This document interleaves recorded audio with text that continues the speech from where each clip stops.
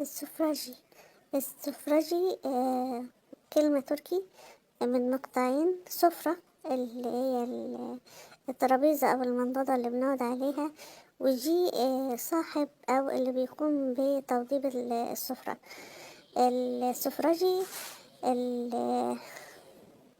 ليهم أكتر من مجموعة. دول السفراجية بتاع القصور الملكية، وخاصة قصر عابدين، وهنلاقيهم طالعين في كل الصور بتاعة العزائم الملكية للملك فاروق، واقفين في الخلفية وراه، ومعروفين بالاسم، وكل واحد فيهم ليه وظيفة. يعني في السفراجية بتوع السفرة، وفي السفراجية بتوع القهوة، وفي السفراجية بتوع الحلويات. هنبدأ نشوفهم في الألبوم الخاص بيهم في موظفين قصر عابدين. الطقم ده طقم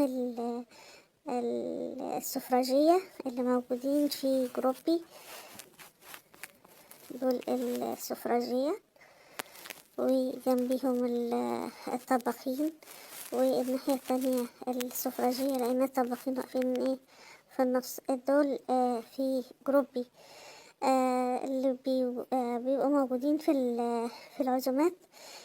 دول السفراجية اللي موجودين في بعض الفنادق، اللي موجودين في أماكن تانية.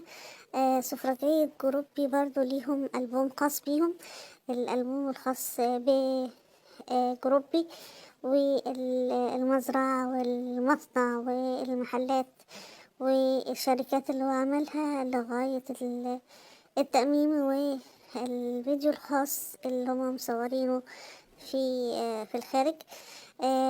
دول السفراجية. أرجو أن الألبوم يكون نال إعجابكم. دمتم في رعاية الله وأمنه. أستودعكم الله. السلام عليكم ورحمة الله وبركاته.